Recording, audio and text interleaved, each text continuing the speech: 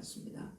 지난주에 세례를 받고 성찬식을 하고 세례받은 우리들이 예수 안에서 변화되어진 모습이 시작될 텐데 어떤 모습으로 변화되어지고 어떻게 변화할까라고 하는 것에 대한 부분들을 고민합니다. 여러분, 우리들의 삶의 궁극적인 목적과 위치는 어디에 되어야 될까요? 예수님이 가지는 목적은 무엇일까라는 겁니다. 미국의 칩 잉그램이라고 하는 박사님이시면서 목사님이신데 이분이 탈바꿈이라고 하는 책을 이렇게 저서를 지으셨습니다. 그리스도인의 삶이 어떻게 변화되느냐 하면 바로 이와 같다.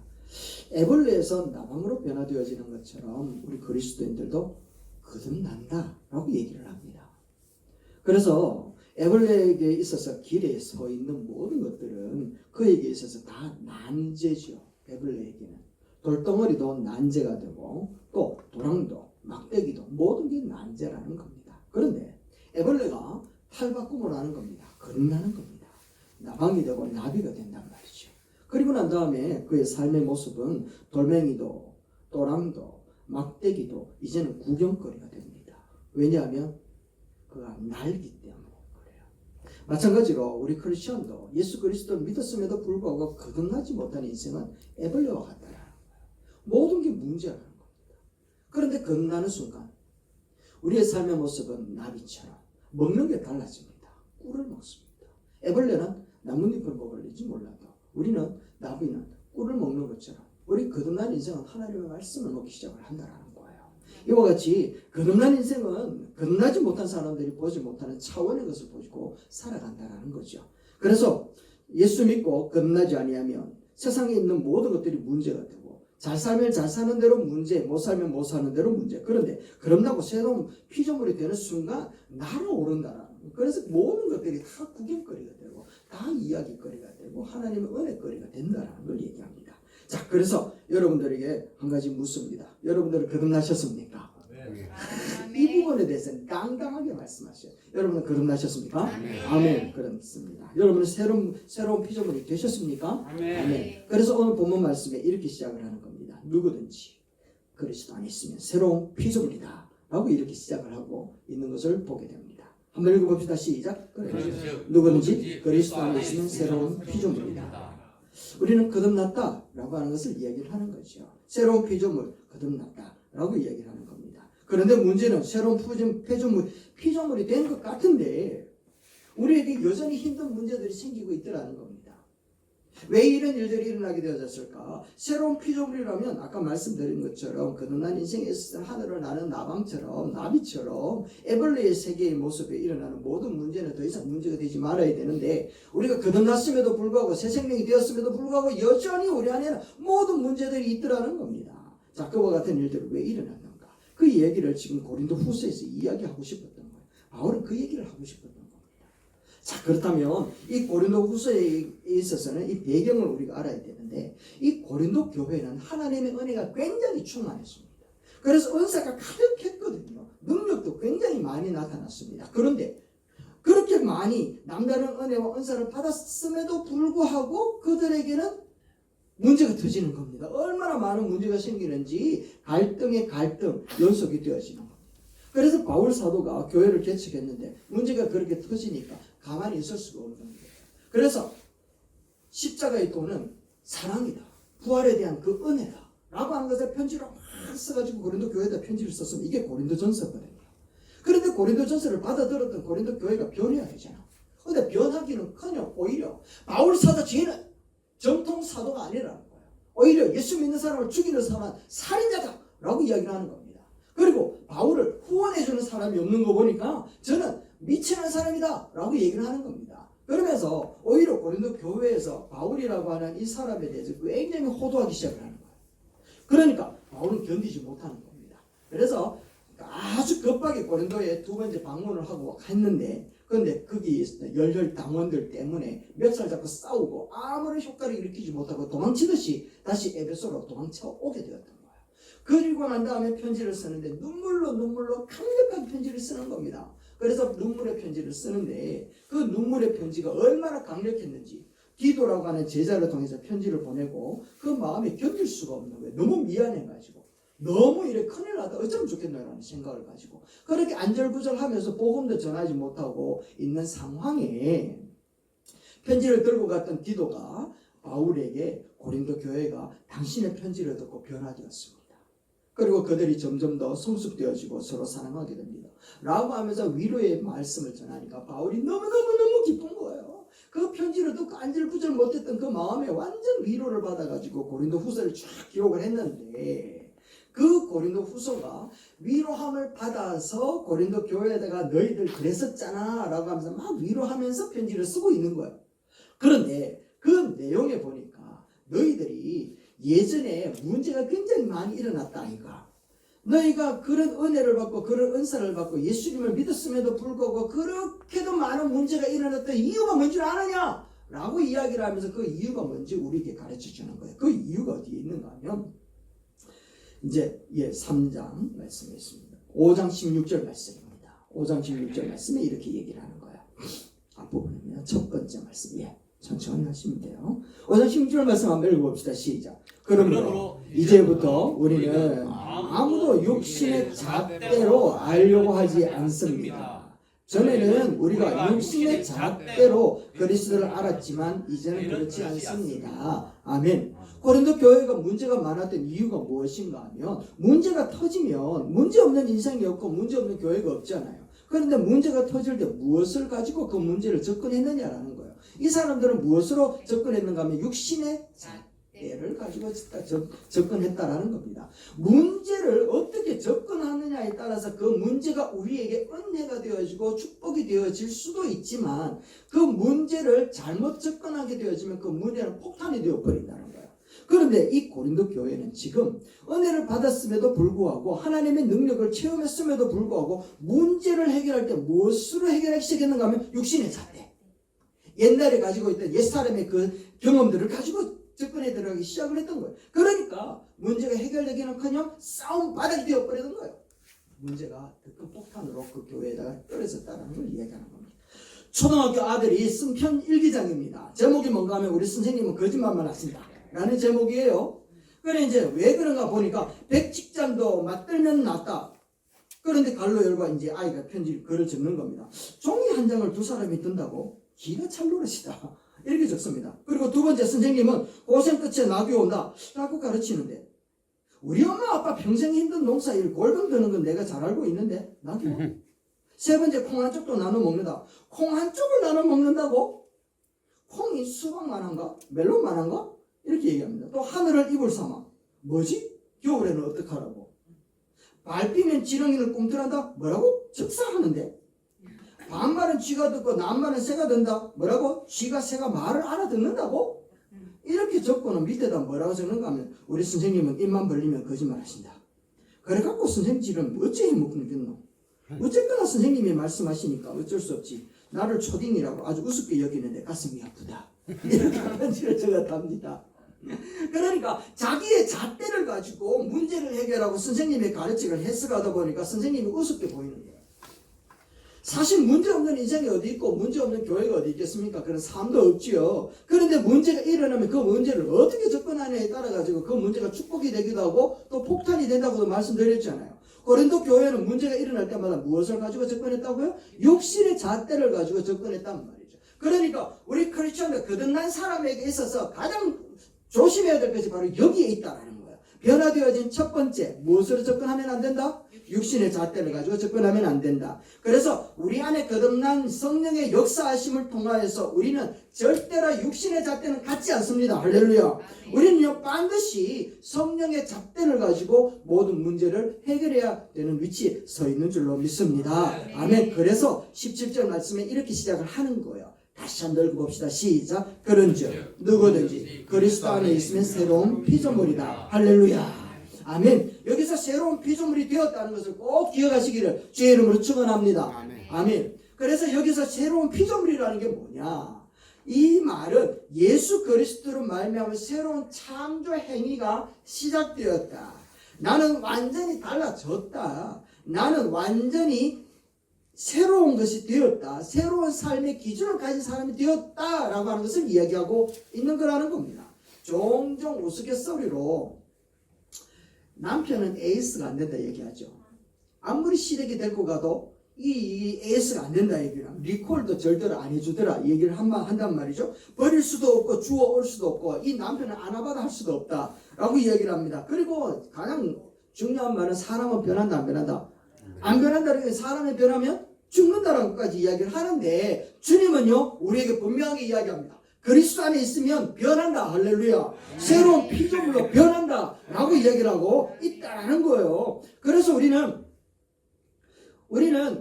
하나님의 말씀과 진리 안에 거함으로 변화되어진 새로운 피조물이 되었다라고 하는 것에 대한 분명한 인식을 가져야 돼. 왜냐하면 성경에 보니까 술주정뱅이도 천하 남봉꾼이었던 김익두 목사님도 변화되어지고 뿐만 아니라 어거스틴도 변했고 바울도 변하였고 야곱도 변하고 베드로도 변하고 베목사도 변하고 여러분도 변한 줄로 믿습니다. 아멘. 이게 새로운 피조물이란 말이죠. 외모나 형편이나 상황은 안 변해. 그런데 내 안에 역사하시는 예수 그리스도와 내 생각이 연합되어진 자로 변화되어진 줄로 믿습니다.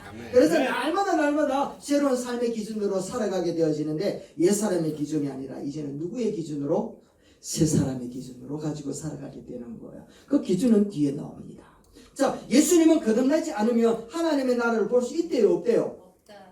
에이, 다시 한번 더. 하나님 거듭나지 않으면 하나님의 나라를 볼 수 있대요 없대요? 없다. 그러면 거꾸로 거듭난 사람만이 하나님의 나라를 볼 수 있다. 할렐루야. 그래서 얘기하는 거예요. 하나님의 나라를 본다 라고 하는 것은 하나님의 영광에 참여한다. 할렐루야.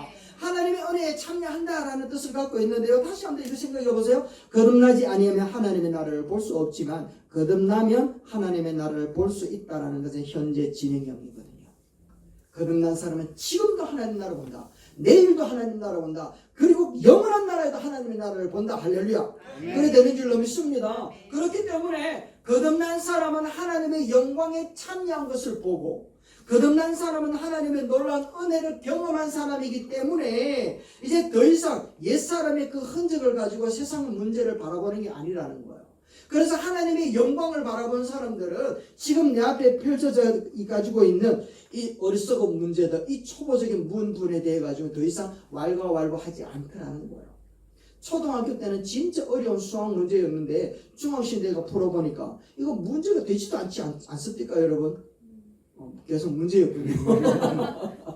초등학교 문제는 이제 더 이상 중학생이 풀지 않잖아요. 이거 수학 시간에 초등학교 문제 가져오면 중학생들 뭐라 그런지 압니까? 날 우습게 보나 이래야 된단 말이죠. 마찬가지라는 겁니다. 하나님의 영광과 놀라운 능력을 경험한 사람들이 그 나라를 바라보는 사람들은 안목이 달라지고 시야가 달라지고 마음이 달라지고 삶의 기준이 달라지고 가치관이 달라졌는데 이 세상의 문제, 그 문제를 가지고 오면 우리는 뭐라고 이야기한다고요? 우리를 쉽게 보나 우습게 보나 이래야 된다라는 거예요. 그러니까 이제는 문제를 푸는 방식이 달라져서 우리는 공식을 알고 있잖아요. 하나님의 공식을 대입하면 모든 문제는 풀린다. 할렐루야. 이게 바로 공식의 해답이라는 겁니다. 그래서 이전의 것을 이제 더 이상 사소한 것에 얽매이는 그런 삶의 모습이 아니라는 거죠. 이것이 바로 삶이 달라진 기준을 가지고 있는 새로운 피조물의 모습이라고 얘기를 하는 겁니다. 이제는 고난 속에서도 하나님의 소망을 볼 수 있는 안목이 열렸단 말이죠. 하나님의 영광스러운 나라를 한번 봤기 때문에 어떤 어려움이 다가와든지 나는 하나님의 영광에 참여한 사람인데 이래 된단 말이죠. 우리가 하나님의 영광을 보는데 하나님의 은혜를 보는 그런 피조물이 되었는데 세상에 있는 이 사소한 문제들이 이제 가치 없는 걸로 보인단 말이죠. 그러니까 그게 안 매인다. 그게 피조물이 되어진 새로운 피조물이 되어진 우리의 가치가 변화되어진 모습인 줄로 믿습니다. 아멘. 그렇다면 문제는 뭐예요? 내가 새로운 피조물이 되었다는 증거가 있냐라는 거예요. 여러분 증거 있습니까? 이제 증거를 보여드릴게요. 예수님께서 뭐라고 얘기했는가 하면 요한복음 3장 8절에 이렇게 얘기를 합니다. 읽어봅시다. 시작. 바람이 이미로 불매 내가 그 소리를 들어도 어디서 와서 어디로 가는지 알지 못하나니 성령으로 난 사람도 다 그러하니라. 아멘. 바람이 보일까요? 안 보일까요? 안 보인단 말이죠. 그런데 바람이 부는 것을 알까요? 모를까요? 안단 말이죠. 왜요? 바람이 나무 끼는 모습, 그러니까 나무가 흔들리는 모습을 보면 바람이 있다 없다? 있다라는 거예요. 영광이가 이 가을이 되면 이제 밖에 나갈까 안 나갈까의 판단 기준은 어디에 있는가 하면 뒷문에 문을 열면 산에 이제 나뭇가지가 흔들리느냐 안 흔들리느냐 그게 기준이거든요. 그게 많이 흔들리면 영광이 절대 못 나가. 그런데 그게 잠잠하면 나갈 수 있다. 그것처럼 바람은 무엇으로 안다? 바람 자체로는 알지 못하지만 바람이 부는 건 안다라는 거예요. 마찬가지로 성령에 임하신 사람, 거듭난 사람, 새로운 피조물이 되어진 사람은 자체를 바라보면 잘 몰라. 그런데 그 사람을 판단할 수 있는 기준, 주변에 나타나는 현상, 이것을 보면 알 수 있다는 거예요. 그것이 무엇인가 하면 첫 번째, 삶의 주인이 바뀌더라. 한번 따라합시다. 삶의 주인이 바뀝니다. 삶의 주인이 바뀝니다. 맞습니다. 거듭난 사람은요, 삶의 주인이 바뀌어요. 이게 내가 인정하고 안 하고의 문제가 아니야. 이것은요, 거듭난 사람은 바뀌어지게 되어 있다라는 거야. 나는 절대로 안 바뀌어. 나는 절대로 안 바뀔 거야. 라고 아무리 다짐을 해도 하나님은요, 거듭났다 싶은 사람은 절대로 그 사람이 그렇게 되도록 그냥 두지 않더라는 겁니다. 그래서 거듭나기 전에는 내 마음의 주인은 누구였다고요? 내가 주인이었어. 그런데 거듭난 사람은 절대로 자기가 자기 자신의 주인이 될 수가 없더라는 겁니다. 그것 보면 이 사람은 새로운 피조물이구나 라는 것을 알 수 있는 거예요. 여러분, 새로운 피조물 맞습니까? 아멘. 나의 주인은 예수 그리스도가 나의 주인인 줄로 믿습니다. 아멘. 여러분, 한번 생각해 보십시오. 우리가 거듭나는 것, 우리가 태어나는 것은 내가 태어나고 싶어서 태어날 수 있습니까? 대형 그럴 수 있나? 없습니다. 없지. 절대로 할 수 없다 이거. 거듭나는 것도 마찬가지라.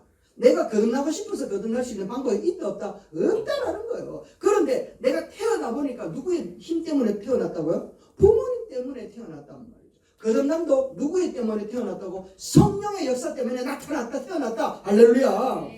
내가 거듭난 것은 내 힘이 아니라 누구의 힘으로? 성령의 능력으로 되어졌다라는 겁니다. 그렇기 때문에 우리가 부모를 통하여서 내가 태어났을 때에 장성한 분량이 되어서 스스로 나의 삶을 판단하고 평가할 수 있는 성인이 될 때까지의 주인은 누가 되는 겁니까? 부모님이 주인이 되잖아. 부모님을 데리고 와라 이렇게 얘기를 한단 말이죠. 부모님이 우리의 주인이 되고 책임을 져주는 것처럼 거듭난 우리들의 모습이지만 거듭나서 그리스도의 장성한 분량이 이를 때까지 주인은 누가 된단 말이에요? 성령님이 주신 주인이 되신다라는 거예요. 그러니까 우리는 태어났으니까 주인 되신 성령님 보고 뭐라고 부르는 거예요? 아버지라고 부르는 겁니다. 그래서 성경에 보니까 이렇게 기록되어 있더라고. 한번 읽어봅시다. 시작. 너희가 아들임으로 할렐루야. 성령의 능력으로 우리를 거듭나게 하셨으니 거듭난 우리들이 하나님을 보고 뭐라고 부르는가 하면 아버지라 부르고 하나님은 우리를 뭐라고 얘기한다고요? 아들이다 라고 얘기를 하는 것이 시작. 너희가 아들임으로 하나님이 그 아들의 영을 우리 마음 가운데 보내사 아빠 아버지라 부르게 하셨느니라. 로마서 8장 14절 시작. 무릇 하나님의 영으로 인도함을 받는 사람은 곧 하나님의 아들이라. 할렐루야. 하나님의 아들들은요, 하나님의 영으로 인도함을 받는다라고 이야기를 하고 있다라는 겁니다. 그래서 새로운 피조물은 더 이상 새로운 피조물이 되었다는 그 자체는 이제 더 이상 내가 주인이 되고 싶어도 주인이 될 수가 없는 거예요. 그리고 진정으로 이제 그럼에도 불구하고 여전히 내가 주인인 것처럼 생각하고 행동하고 고집하고 있는 그 사람은요, 거듭난 사람이 아니라는 거예요. 정말 죄송하지만 거듭난 사람이 절대로 아니라는 거예요. 거듭난 사람은 절대로 그렇게 살 수 없거든요. 왜냐하면 내가 거듭났는지 새로운 피조물이 되었는지 그 자체는요 성령의 능력으로 되어진 것이기 때문에 그렇게 태어난 사람은 성령님을 나의 주로 나의 아버지를 섬길 수밖에 없다는 것을 이야기한단 말이죠. 그리고 우리가 알아야 될 것은 여기서 주인이 된다는 것이 무슨 뜻인가 하면 군림한다, 지배한다, 착취한다 이런 뜻이 아니라 주인이라는 것은 교제한다, 사랑한다, 그리고 함께한다, 연합한다 이런 뜻을 갖고 있다. 그래서 새로운 피조물이 되어진 사람들은 주님을 주인으로 섬긴다고 이야기를 하는 것은 주님과 날마다 교제하는 것이고 날마다 주님을 사랑하는 마음으로 주님과 함께 연합하여 살아가는 삶이라고 이야기한다 라는 겁니다. 할렐루야. 우리가 거듭났는지 새로운 피조물이 되었는지 알 수 있는 그 증거가 뭐라고요? 나의 주인이 바뀌었느냐 안 바뀌었느냐 그것 보고 안다라는 거예요. 순간순간마다 사탄들은 우리를 향하여서 계속해서 공격하는 겁니다. 야, 너의 주인은 너야. 내 인생은 나의 것, 내 인생은 나의 것, 누가 뭐라 해도 내 인생은 나의 것 시라고 이야기를 하면서 공격해 들어오는 거예요. 그러나 우리 새로운 피조물이 된 사람들은 우리 뭐라고 얘기하다가 무슨 소리 하고 있노? 내 주인은 누구라고요? 주님이시다. 하나님이시다. 내가 나의 인생의 주인이 되어서 내 인생 꼬라지가 이 모양인데 근데 내 인생의 주인이 주님이 되는 순간 나의 삶은 하나님 나라의 영광을 바라보는 삶이 되는 줄로 믿습니다. 아멘. 두 번째 변화되어지는 모습이 무엇인가 하면 내 주인이 달라졌기 때문에 방향과 목적이 주인이 방향을 제시하는 그 방향으로 조정되어진다라는 거예요. 그래서 거듭난 사람은 삶의 목적을 주님과 같아지게 됩니다. 시작. 거듭난 사람은 삶의 목적을 주님과 같아지게 됩니다. 아멘. 이게 주님이 바라는 방향으로 나의 삶의 방향을 조정하라 이런 뜻이 아니라 새로운 피조물이 되고 내 안에 주인 되어신 주님이 거하시게 되어지는 순간 거듭난 사람은요, 그 사람의 삶을 자기가 주인이 되어진 삶의 방향으로 절대로 살아갈 수 없다라는 거예요. 내 안에 계시는 주님께서 나와 하나가 되어서 있기 때문에 나의 발걸음을 인도하는 그 모든 것들이 하나님이 원하시는 방향으로 일치되게끔 역사하실 줄로 믿습니다. 혹 우리들의 계획들이 내 생각대로 가는 것 같다는 그 발걸음을 인도하시는 분은 누구라고? 하나님. 할렐루야. 그렇기 때문에 연합되어지고 하나 될 수밖에 없다는 것을 이야기하는 거예요. 한번 생각해 보십시오. 오늘도 성지교회를 오는데 우리의 생각은 오른쪽으로 가야지 성지교회 가는데 팔과 다리가 지 마음대로 생각해라. 아니야. 오늘 왼쪽으로 가야 돼. 왼쪽으로 가야 돼. 그래야 옆에 있는 원불교로 갈 수 있어. 뭐 이래가지고 그렇죠. 머리는 성지교회인데 손과 발은 원불교로 막 가고 있다. 이러면 여러분들 어떻게 하겠습니까? 관리받아야 되겠죠. 치료받아야 되겠죠. 이런 게 없다라는 겁니다. 여러분 내비게이션이 우리가 차는 오른쪽으로 가야 되는데 왼쪽으로 고치면 이건 뭐 해야 됩니까? 포맷 시켜야 되잖아요. 그렇지 않습니까? 내 마음은 기쁘고 즐겁고 환호를 즐기고 싶은데 팔과 다리가 내 머리를 막 때리고 있단 말이죠. 이 사람은 어떻게 해야 되는 거예요? 병원에 가야 되는 거예요. 구하학교에 와서 제대로 된 교육을 받아야 되지 않겠습니까? 그런 사람들은 마찬가지지 않겠습니까? 내 삶의 주인 되신 주님이 내 안에 거하시기 때문에 우리 삶의 목적과 방향이 주님과 다르게 손과 발이 엉망진창 다른 곳으로 나가고 내 생각은 그게 아닌데 하는 순간 어떤 일이 벌어질까요? 벼락 떨어지지. 야, 니 그러면 안 돼. 관리 대상이 되고 정비공장에 데리고 가야 된다면 병원에 데리고 가지 않겠습니까, 여러분? 그래서 바울은 우리에게 이렇게 얘기를 하는 겁니다. 고린도후서 5장 18절 말씀 읽어봅시다. 시작. 우리에게 화목하게 하는 직분을 주셨으니 곧 하나님께서 그리스도 안에 계시사 세상을 자기와 화목하게 하시며 화목하게 하는 말씀을 우리에게 부탁하셨느니라. 할렐루야. 아멘. 예수님께서 행하셨던 세상을 화목케 하는 그 사명을 이제 우리가 거듭나고 새로운 피조물이 되어가지고 있는 우리들을 향하여 똑같은 일들을 맡기고 있다라는 거예요. 그러니까 주님께서 하시는 방향 사역을 우리들도 또한 방향을 사역과 똑같은 모습으로 일치되어지도록 우리에게 허락하고 우리에게 요구하고 있는 것이 우리에게 보여주고 있단 말입니다. 이 말씀은 우리 주님이 우리를 어떻게 보는가 하면 새로운 피조물이 되었다는 것은 주인이 예수 그리스도가 되고 예수 그리스도의 목적과 방향대로 살아갈 만한 능력과 성숙한 분위기가 되었다는 걸 얘기하는 거예요. 그러니까 하나님 예수님께서 많이 하실 수 있는 그 일들을 새로운 피조물이 되어진 우리들이 에블레와 같은 삶의 모습이 아니라 이제 거듭나서 나비와 같이 나방과 같은 모습으로 변화되었으니 그리스도의 장성한 분량에 이르러서 예수님이 하실 수 있는 그 일들을 능히 감당할 만한 인물이 되었다라고 하여 인정하여 주시는 줄로 믿습니다. 그래서 우리 주님이 우리를 향하여 하시는 말씀이 방향과 목적이 같을 수밖에 없고 같아야 된다. 그리고 같게 만든다 말씀하시는 거예요. 자, 우리들의 살아가는 방향들이 우리들이 움직이는 모든 생활들이 예수 그리스도께서 살아왔던 그 방향과 일치하고 있느냐 일치하지 않고 있느냐 이것을 두고서 나는 거듭났느냐 새로운 피조물이 되었느냐 우리가 진단해 볼 수 있다는 것이죠. 여러분의 삶의 방향이 예수 그리스도의 방향과 같습니까? 다릅니까? 같습니다. 할렐루야. 그렇다면 예수님의 방향은 어디입니까? 예수님의 방향은 무엇이었습니까? 세상과 하나님이 화목해 되어지는 것. 그 일이 오늘 우리는 네 글자로 뭐라고요? 무슨 구원? 영혼 구원이라고 얘기하는 거예요. 그래서 우리의 삶의 모든 영역에서 모든 삶의 방향은 영혼 구원에 있어야 될 줄로 믿습니다. 아멘. 우리가 지난주에 세례를 받았지만 우리가 모두 다 그전에 다 세례를 받았지만 그러나 세례를 받고 난 다음에 새로운 피조물이 되었다면 이제는 나의 모든 삶의 방향과 나의 모든 인격과 모든 삶의 모든 것들을 다 동원하여 우리의 방향을 어디에다가 영혼 구원에다가 두는 것이 바로 새로운 피조물의 모습이다 라고 얘기를 하는 겁니다. 그런데 인간적으로 보면 진짜 어렵잖아요. 진짜 쉽지 않잖아요. 정말 힘든다라는 겁니다. 그래서 우리 주님이 뭐라고 이야기하는가 하면 내게 맡겨라 라고 말씀하시는 겁니다.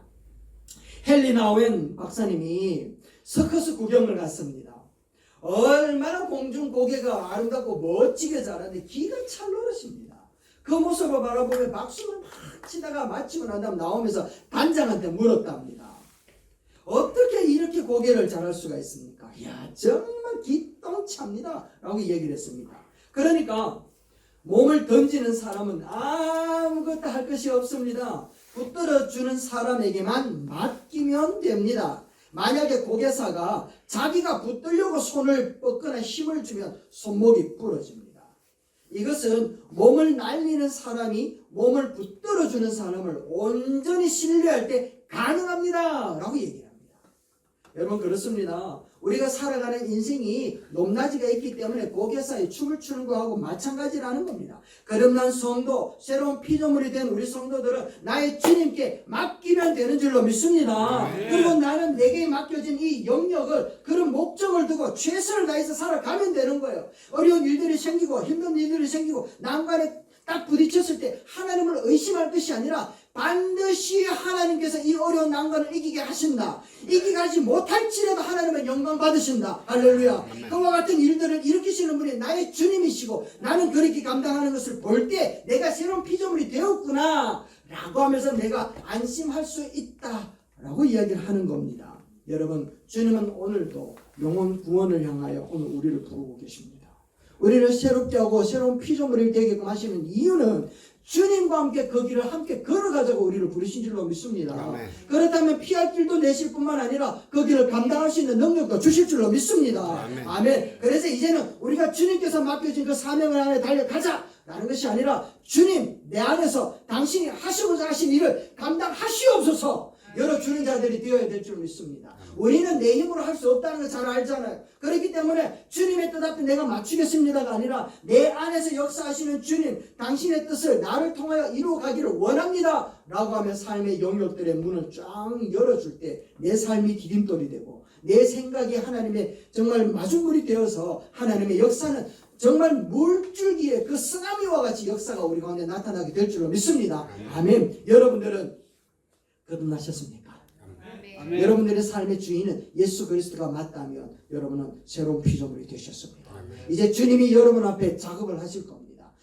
우리의 모든 방향을 당신의 방향으로 맞추도록 우리 주님께서 우리 안에 작업을 하여 주시고 그렇게 만들어 가실 줄로 믿습니다. 아멘. 아멘. 결론입니다.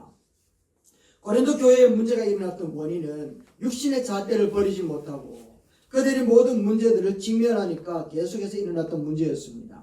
여러분들이나 저나 마찬가지입니다. 문제가 여전히 다가올 겁니다. 그러할 때마다 우리는 하늘의 소망을 두고 주인이신 예수 그리스도가 기준이 되고 예수 그리스도 살아갔던 사명이 우리 삶의 잣대가 될 때에 우리의 문제는 해결되어질 줄로 믿습니다. 아멘. 너희는 모든 것을 내게 맡겨라 말씀하신 예수 그리스도의 말씀을 의지하여 오늘도 우리를 새로운 피조물로 만들어주시고 삶의 주인이 되신 예수 그리스도와 방향을 같이하여 함께 걸어가는 저와 여러분 되시기를 주의 이름으로 축원합니다. 아멘.